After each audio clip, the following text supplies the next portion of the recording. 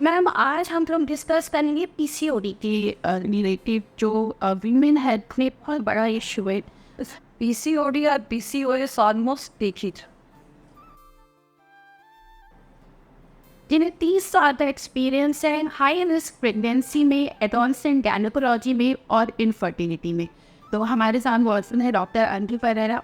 Hello ma'am, how are you? And fine, thank you. नमस्ते। नमस्ते। तो मैम आज हम लोग डिस्कस करेंगे पीसीओडी के रिलेटेड जो वीमेन हेल्थ में बहुत बड़ा इशू है। घर घर में महिलाएं परेशान हैं, उनको नहीं पता कि कब गायनेकोलॉजी को कंसल्ट करना है। तो पहले तो ये बताइए पीसीओडी और पीसीओएस पे फर्क क्या है? क्या ये दोनों एक ही चीज़ है और ये होता क्या है? पीसीओडी और पीसीओएस ऑलमोस्ट एक ही क्योंकि पीसीओडी का work polycystic ovarian disease, polycystic ovarian syndrome, ये डिजीज़ एंड सिंड्रोम, इसको सिंड्रोम नाम इसलिए दिया गया क्योंकि इसमें सिर्फ एक ऑर्गन सिस्टम ही नहीं involve, multi organ system involvement हो जाता है, इसलिए इसका नाम सिंड्रोम दिया। और आजकल इसका इंसिडेंस बढ़ ही रहा है। ये लगभग 10-15 साल से शुरुआत हुआ है एंड ग्रेजुअली इंसिडेंस बढ़ते जा रहा है। आपने ठीक कहा कि हर घर में ना तो कम से कम 10 में एक बच्ची या एक फीमेल को पीसीओडी डायग्नोसिस हो रही है। बढ़ने का कारण है कि जिस तरह नए टेक्नोलॉजी हम लोग जो डेवलपमेंट चल रहा है उसका कुछ खामियाजा भी भुगतना पड़ रहा है और इसके कारण हेल्थ का ये प्रॉब्लम बढ़ते चल। देखा जा रहा है कि मासिक शुरू होने के समय से, मतलब जो एडोलेसेंट प्यूबर्टल एज ग्रुप है, शुरुआत वही से होने लगी। पहले मिडिल एज में जाता था, लेकिन अब देखा जा रहा है कि adolescent girls, middle young women, इस तरह से ये बढ़ता जा रहा है। तो माँ को सतर्क रहने की, पेरेंट को सतर्क रहने की ज़रूरत है कि जब भी देखे कि बच्चा हेल्दी है तो बहुत खुश होने का नहीं, ओबीज है, वेट ज़्यादा है, फिर उनके मासिक में अनियमितता हो रही है, तो गायनेकोलॉजिस्ट के पास कंसल्ट। तो मैंने जो अर्ली पुबर्टी की सिम्टम्स हैं आजकल की यंग बच्ची हो गई, 10-11 साल की बच्ची हुई, इनफेक्ट 8 साल की बच्ची हो गई, तो ये लाइफ स्टाइल चेंजेस की वजह से, खाने पीने की गड़बड़ की वजह से, या फिर हार्मोनल इम्बैलेंसेस जो वो जेनेटिकली आ रहा है, मदर से, नानी से माँ में, माँ से बच्ची के। नहीं, नानी और माँ तक तो, नानी का तो लाइफस्टाइल बहुत अच्छा था। एक्चुअली ये सब लाइफस्टाइल डिसऑर्डर हो रहा है। आपने सही कहा कि जेनेटिक प्रीडिस्पोजिशन है। देखा जा रहा है कि जो पीसीओडी के पेशेंट हैं वहाँ ऑलमोस्ट 50% में फैमिली हिस्ट्री ऑफ डायबिटीज़ देखा जाता है। या तो parent, grand parent, father, mother, कोई ना कोई डायबिटिक लिंक मिल जाता है। 50% जी, 50% में ऐसा कोई हिस्ट्री नहीं है, लेकिन लाइफस्टाइल जेनेटिक ये हो गया। एग्जैक्ट कारण क्या है ये नहीं पता चल रहा है, लेकिन कुछ जेनेटिक प्रीडिस्पोजिशन भी है, कुछ एनवायरमेंटल फैक्टर्स हैं, बहुत सारा पॉल्यूशन, प्लास्टिक, हार्मोनल डिसरप्टर्स, ये सब होने के कारण, फिर lifestyle, diet, junk food, unhealthy lifestyle, sedentary lifestyle, ये सब के कारण इसका इंसिडेंस हुआ। इसलिए स्क्रीन टाइमिंग्स जो बढ़ गए हैं, बच्चों के ऑनलाइन क्लासेस चल रही, मासिक होने का एक ये भी कारण है जी। जो एक्सेस है, HBO एक्सेस, और ऑडियो विजुअल स्टिमुलस जल्दी मिल रहा है जी, इसके कारण बच्चियों का मासिक जल्दी हो रहा है। फिर डाइटरी पैटर्न बेटर, बहुत अच्छा न्यूट्रिशन होने से, वेट गेन होने से, बॉडी मास फैट इंक्रीज करने से भी मासिक जल्दी आने का है। तो ये सब कारण से तो लाइफस्टाइल डिसऑर्डर्स। तो मैम अर्ली सिम्टम्स क्या है पीसीओएस में, जिसमें एक नाक को अलर्ट हो जाना चाहिए अगर बच्ची के अंदर ये सिम्टम्स नज़र आ रही है, या एक लड़की को अलर्ट हो जाना चाहिए और तुरंत एक अच्छी गाइनी सर्च करके उनके साथ कॉन्टैक्ट में आना चाहिए? देखिए, बच्चे तो पीडियाट्रिशियन से दिखाते हैं टिल द एज ऑफ 14-15, तो पीडियाट्रिशियन को भी अपने बच्चे पेशेंट्स पे अलर्टनेस ये देना है, और पेरेंट, मदर को खास करके अलर्ट रहना है कि अगर मासिक में मासिक तो लास्ट प्यूबर्टल ये है, लेकिन जैसे बहुत थिकनी हो रहा है, वेट गेन हो रहा है बहुत ज़्यादा, इस हेयर वगैरह, हाँ, हर्सुटिज्म जिसको बोलते हैं, एक्स्ट्रा हेयर ग्रोथ हो रहा है, फिर गले में ब्लैकिश ये जिसको कि एटांथोसिस निट्रिकेंस कहते हैं, उस तरह का कालापन आ रहा है गर्दन में, फ्लेक्सर एस्पेक्ट्स पे। फिर वेट जरूरत से ज़्यादा बढ़ रहा है। फिर लास्ट आता है कि मेंस्ट्रुअल प्रॉब्लम, मासिक में अनियमितता होने लग रहा है। तो ये सारे साइंस अलर्ट होने के लिए काफ़ी है कि जाके कंसल्ट करना चाहिए। जी। और मैम जो ये प्री मेंटल काउंसलिंग है वो क्यों इम्पॉर्टेंट है लड़कियों के लिए? क्यों हमारी सोसाइटी हेजिटेट करती है पीसीओडी पीसीओएस कॉन्सेप्ट के ऊपर?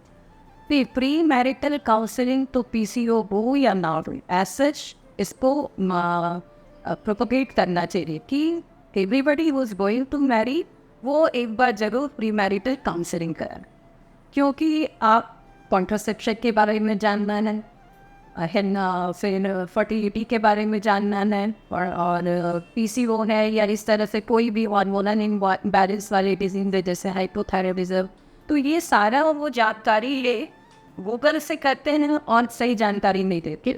इससे अच्छा है कि वो एक्सपर्ट के पास आए और सही इंफॉर्मेशन लेके जाएं, और जिससे कि आगे उनको प्रॉब्लम। पीसीओ तो एक स्पेक्ट्रम है, यहाँ अबॉर्शन के केसेस बढ़ जाते हैं, फिर उनको प्रॉपर कॉन्ट्रासेप्शन के बारे में भी पता है, फिर आते हैं कि नहीं अभी तो कैरियर इंपॉर्टेंट था लेकिन प्रेगनेंसी हो गया, प्रेगनेंसी नहीं रखना चाहते, तो बड़ा बुरा लगता है उसको।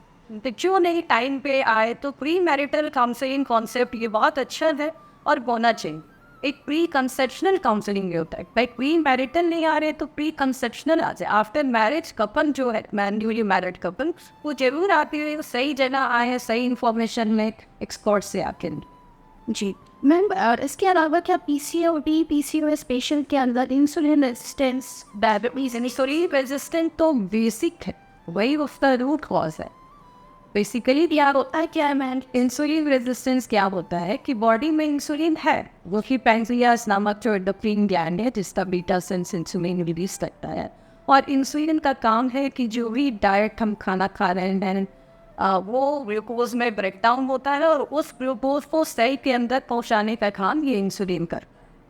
तो यहाँ क्या होता है कि इंसुलिन इनसेंसिटिविटी हो जाता है। ऑलरेडी इंसुलिन बॉडी में है लेकिन वो इनसेंसिटिव हो गया है, वो ग्लूकोज को यूज़ नहीं करके सेल को यूज़ नहीं करने का। तो यही रूट कॉज है, और इसका ओबीस होने के कारण, ओबिसिटी एक कारण कि ओबिसिटी में इंसुलिन इनसेंसिटिविटी हो जाता है। तो इसलिए देखा गया है कि जो अगर उनको हेल्दी लाइफस्टाइल में वो आती हैं, प्रॉपर जो अकॉर्डिंग टू उनके रिक्वायरमेंट जितना कैलोरी रिक्वायर्ड है according to habit of life, कि सेडेंटरी लाइफस्टाइल है या मॉडरेटली एक्टिव है या हाईली एक्टिव है, कैलकुलेटेड कैलोरी वो ले और अपने ज़रूरत के हिसाब से ले, और एक्टिव है। जो आजकल कंप्यूटराइज ये हो गया है, कंप्यूटर पे बैठना, ऑनलाइन क्लासेस होना, फिर बच्चे खेल कूद आउटडोर एक्टिविटीज स्टॉप हो गया है, इंडोर भी अपना वीडियो गेम खेल रहे हैं, ये सब। तो कुछ तो हम लोग रिस्पॉन्सिबल है जो प्रोग्रेसिव सोसाइटी, बच्चों को खेलने के लिए फील्ड नहीं, घर के सामने रोड है, तो ये सब कुछ कारण है। और कुछ वो अपने एडोलेसेंट एज आते हैं तो गर्ल्स जो है वो सिमेट्री लगती है घर में, फिर चलो भाई बैठ के ही काम कर लेते हैं, क्लास है, ट्यूशन है, कैरियर ओरिएंटेड हो गए हैं बच्चे, पेरेंट भी कुछ हद तक कि नहीं कॉम्पिटिटिव वर्ल्ड में है, आपको बहुत अच्छा करना है। तो अल्टीमेटली ये सारा कुछ ये कि साइड इफेक्ट्स हो रहा है, रिस्पॉन्सिबल है स्ट्रेस एंड अनहेल्दी लाइफस्टाइल। और हेल्दी लाइफस्टाइल घर से ही शुरू, पेरेंट कितने एक्टिव हैं, वो लोग कितना हेल्दी हैबिट्स फॉलो करते हैं, बच्चे वही देखते हैं। तो जहाँ ये सब है वहाँ पे ठीक है। जैसे अब स्कूल टाइम है, उसके अलावा कोचिंग जाना है, ट्यूशन करना है, क्लास में बहुत अच्छा करना है, एक्स्ट्रा एक्टिविटीज़, स्कूल्स को भी थोड़ा ध्यान देना चाहिए। भाई आप गेम्स पीरियड, स्पोर्ट्स पीरियड रखे, लेकिन लगता है कि जैसे 7 पीरियड पढ़ाई का है तो उसमें 2 पीरियड स्पोर्ट्स टेस्ट हुई कहाँ है, ये जनरेशन ज़्यादा बेटर हो जाए। जी यही सब लगता है ना, जिसके कारण पॉलिसिस्टिक पर यस पीसीओडी के केसेस बढ़ रहे हैं, स्ट्रेस हो रहा है, इंसुलिन स्टेट्स हो रहे हैं, और फिर आफ्टर मैरिज इनफर्टिलिटी के केसेस भी वे सामने आ रहे हैं लेडीज में। एक्चुअली इसमें होता ही है, इंसुलिन इनसेंसिटिविटी के कारण बॉडी में जो नॉर्मल एक हार्मोनल सारा पैरामीटर्स रहता है, यहाँ हाइपर एंड्रोजेनिज्म हो जाता है। जी, एंड्रोजन हार्मोन्स जो मेल हार्मोन्स हैं वो फीमेल बॉडी में बहुत कम मात्रा में, लेकिन यहाँ इम्बैलेंस होने के कारण एंड्रोजन्स लेवल ज़्यादा होता है, जिसके कारण मेल पैटर्न पे हेयर ग्रोथ बॉडी में होने लगता है, एब्डोमिनल फैट बढ़ने लगता है, फिर एक्ने, शोल्डर तक एक्ने, ये सब, फिर मस्कुलर ग्रोथ भी उस तरह का होने लगता है, सब मेल पैटर्न में बॉडी में चेंजेस आने लगता है। और इंसुलिन इनसेंसिटिविटी है कि नहीं, इसके लिए वही जो नेक में ब्लैकिश चीज एक्जिला में ये सब जगह, तो ये दिखा रहे हैं कि ये एंटी क्लिनिकल से जो उसको आदमी समझ अचानक काला क्यों होने लगा, जब कोई स्किप कहीं हो रहा है, नहीं, ये पहचानने का है कि यहाँ इंसेंसिटिविटी है। Yes yes yes yes.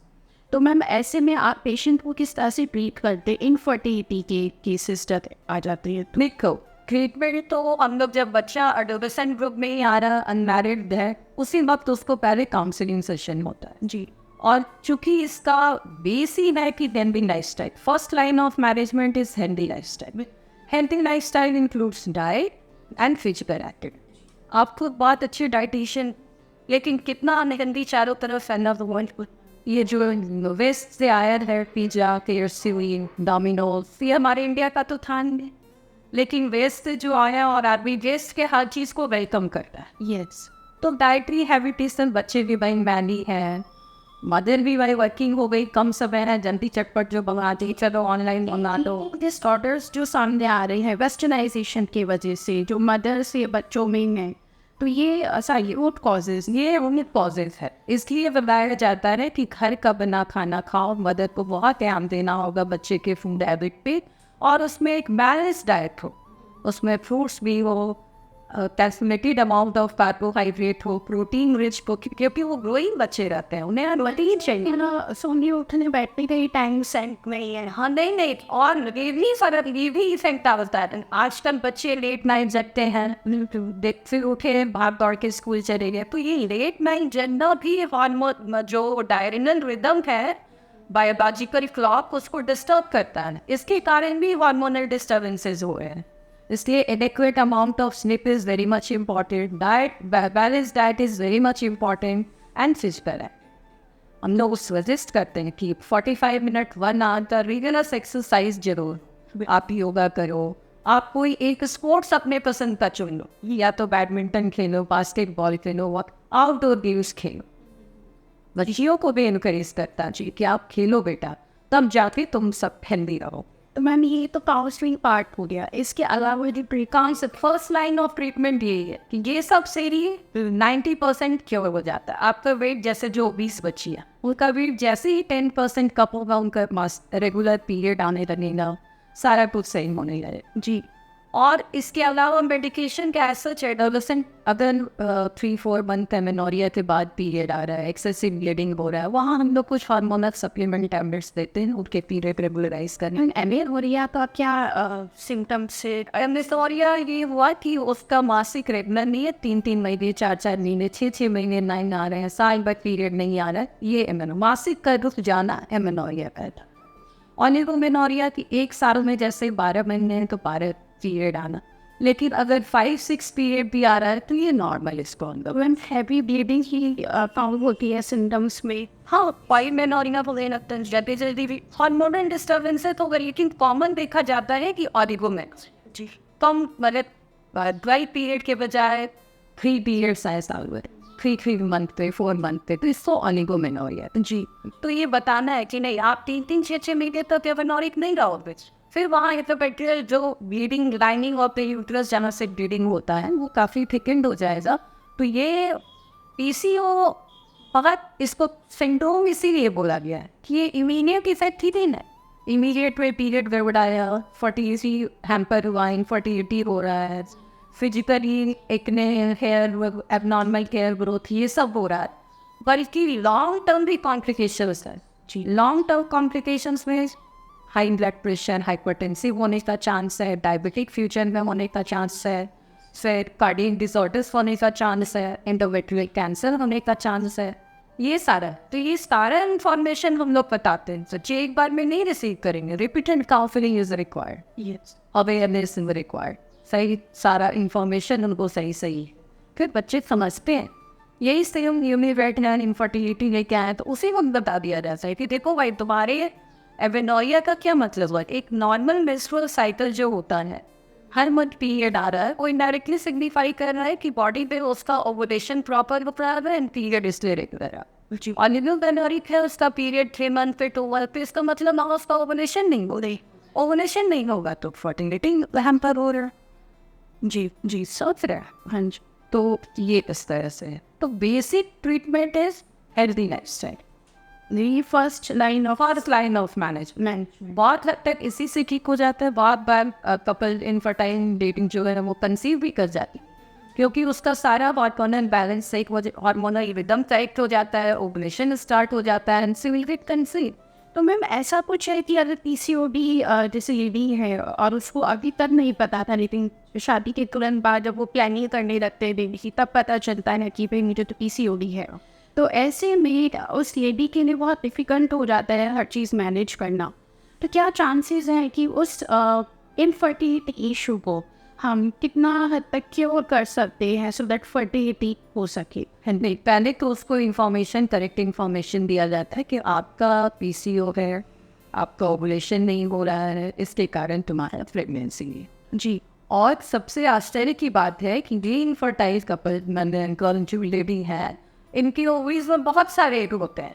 अच्छा। पॉलीसिस्टिक नाम भी इसीलिए दिया गया है। दे हैव मल्टीपल एग्स और वो एक लेवल तक ग्रो करके ओवुलेट नहीं, they fail to ovulate. So cyst like appearance देता है, इसलिए अल्ट्रासोनिक फाइंडिंग में देखा जाता है कि वो मल्टीपल सिस्टिक अपीयरेंस है, इसलिए इसका नाम multi polycystic ovary, polymenia cyst are there, so polycystic ovary in appearance मिलता है, तो पॉलीसिस्टिक ओवेरियन डिजीज नाम दे दिया गया। तो फिर उन्हें एश्योर करता है कि देखो तुम फ्यूचर में एकदम कंसीव करो, इसलिए पहला करेक्शन करना है हेल्दी लाइफस्टाइल। यस। अगर वेट ज़्यादा है तो वेट अपने नॉर्मल बीएमआई में लाओ, उसके बाद अपना डाइटरी फूड हैबिट सही कर लो, फिजिकल एक्टिविटी अच्छे से करो, हेल्दी लाइफस्टाइल पहला फर्स्ट बेसिक पिलर हुआ। देन फॉर इंसुलिन इनसेंसिटिविटी हम लोग कुछ इंसुलिन सेंसिटाइजर्स देते, जैसे इनफर्टिलिटी के लिए बेसिकली यहाँ ओवरीज में ओवरी का डायबिटीज ऐसे होते हैं, तो इंसुलिन सेंसिटिविटी को बढ़ाने के लिए एक तो एक्सरसाइज एंड एक्सरसाइज से इंसुलिन सेंसिटिविटी बढ़ती। जी, तो उससे उसको बेनिफिट होगा। दूसरा इंसुलिन सेंसिटाइजर देते हैं मेटफॉर्मिन एक तरह, जो अगर ऐसे ही प्रिस्क्राइब करो तो पेशेंट को ये डायबिटीज़ वाले ड्रग मैडम ने दे दिया, लेकिन बताया जाता है कि इसका क्या रोल है, ये कैसे बेनिफिट करे, तो उसे हम लोग मेटफॉर्मिन देते। मेटफॉर्मिन अभी तक प्रूवन ड्रग है कि हम लोग पीसीओडी में देते। बहुत सारे अदर भी न्यूट्रिएंट्स ड्रग हैं, जिसमें आजकल डीकाइरो एंड ये सब आए हैं। तो इससे ही पेशेंट एंड फिर ओवुलेशन इंडक्शन, या तो स्पॉन्टेनियसली 3-4 मंथ के लिए टाइम देते हैं, आप इससे कंसीव कर गए तो ठीक, एंड नहीं तो फिर ओवुलेशन इंडक्शन। तो दैट मीन्स पहले हम ड्रग थेरेपी देते हैं मेटफॉर्मिन की फॉर्म में, उसके बाद फिर फिर हाँ प्रॉपर अब बॉडी सिंक्रोनाइज हो गया, तब फिर हम लोग ओवुलेशन इंडक्शन कर। तो इसी यहाँ ओवुलेशन इंडक्शन होता है कि ड्रग्स लेते हैं जो कि एक लेवल तक ही वो रुक जा रहा है, वेट नहीं कर पा रहा है ओवम फॉलिकल, तो ओवुलेजन देते हैं जो कि उसका एनवायरनमेंट करेक्ट करके एक फॉर्मेशन करेगा और एक को रिलीज कराए। That is known as ovulation induction. उसके लिए ड्रग्स है जी, और इस तरह से अदर पैरामीटर भी चेक करिए मैं कि इनफर्टिलिटी के लिए फीमेल पार्टनर का रिपोर्ट सही है, ट्यूब्स खुले हुए हैं, अदर हार्मोनल इशू तो नहीं है, हाइपोथायराइडिज्म या ये सब, और फिर वो कंसीव कर जाते। बहुत बार अगर नहीं इस तरह हुआ तो फिर IUI के लिए जाते हैं, ओवुलेशन इंडक्शन विथ IUI अगर अदर फैक्टर्स हैं, और लास्ट रिजॉर्ट फिर लेकिन 90% रेसेंट हेल्थी लाइफस्टाइल, ओवुलेशन इंडक्शन, इसी में कंसीव कर। जी। तो दैट मीन्स मैम इनफर्टिलिटी को हम फर्टिलिटी में कन्वर्ट कर सकते हैं, और 100% भी थोड़ी जो चेंजेस हैं, डाइटरी हो गए, लाइफ स्टाइल हो गए, थेराप्यूटिक हो गए, थेरेपी बेस्ड हो गए, इसकी हेल्प से काफ़ी सारी चीज़ों में औरतों को रिलीफ मिल सकता है। स्पेशली हम फॉर इनफर्टिलिटी, क्योंकि ज़्यादातर पॉज जो है ये आफ्टर मैरिज सामने आता है, तो हम इसको क्योर कर सकते हैं with proper guidance, counselling sessions etcetera. तो मैम ये इनफर्टिलिटी अगर फर्टिलिटी में कन्वर्ट हो जाती है तो ये फर्टिलिटी नॉर्मल रहती है या इसमें और अलर्ट रहने की ज़रूरत नहीं बात ये पीसीओडी लेडी अगर ये प्रेगनेंसी कंसीव कर दे तो पहले तो उन्हें बहुत बहुत बधाई देता है आदमी, और फिर बोलता है कि आप अलर्ट रहोगे क्योंकि ये तुम्हारा हाई रिस्क प्रेगनेंसी की तरफ जा सकता है। इन गर्ल्स को, लेडीज़ को देखा जाता है कि जेस्टेशनल डायबिटीज़ का रिस्क रहता है। जी, जेस्टेशनल डायबिटीज़ में नाइटिस के लिए भी प्रोन रहते हैं, क्योंकि प्रेगनेंसी भी अपने आप में एक इंसुलिन इंसेंसिटिविटी स्टेट बन जाता है, तो इन्हें अलर्ट रहने का है। फिर PIH हो सकता है, प्रेगनेंसी इंड्यूस्ड हाइपरटेंशन, और इसलिए ये हाई रिस्क प्रेगनेंसी हो सकती है, तो इन्हें बेटर अलर्ट रहने का है। और ये वो डाइटरी पैटर्न अपना करेक्ट रखे देने and physical activity exercise through out pregnancy, तो फिर ये कॉम्प्लिकेशन से तो सबसाइड किए जा सकते हैं कॉम्प्लिकेशन, इसको नॉर्मल वे में फिर इंजॉय कर सकता है कपल हेल्दी प्रेगनेंसी में। ये नहीं कि प्रेगनेंसी हो गया तो अब रुक जाए, अनहेल्दी वापस चले आए लाइफ स्टाइल फिर से पलट के, नहीं, वो लाइफ स्टाइल इन्हें बोला जाता है कि आप बेहतर life style, healthy life style में चलोगे और तो PCOD के कॉम्प्लिकेशन है लॉन्ग टर्म, लेकिन वो सब फिर तुमसे दूर हो जाएंगे। जी, क्योंकि तुम हैप्पी लाइफ स्टाइल में रहना है। जी जी, तो इस thank you so much ma'am, आपने बहुत इंफॉर्मेशन ऐसी शेयर करी है जिसकी ज़रूरत है। इतना अनअवेयरनेस है सोसाइटी में, महिलाएं को इसके अपनी बातें सामने रख नहीं पाती हैं, उनके पीरियड्स 2-2, 3-3 महीने नहीं आ रहे थे, ऐसे डोंट नो अबाउट कि करना क्या है नेक्स्ट स्टेप। वो गायनोकोलॉजिस्ट के पास जाने में हेजिटेट करती हैं या फिर हस्बैंड को बताने में या इन लॉज को शेयर करने में परेशान हो जाती हैं। तो इस तरह के सेशंस मुझे लगता है बहुत फ्रूटफुल रहेंगे हमारी सोसाइटी के लिए और उन सभी ब्यूटीफुल लेडीज़ के लिए जो PCOD या इनफर्टिलिटी, इंसुलिन रेजिस्टेंस से परेशान है, यंग एज में ही उनको काफ़ी सारी दिक्कतें का सामना करना पड़ रहा है।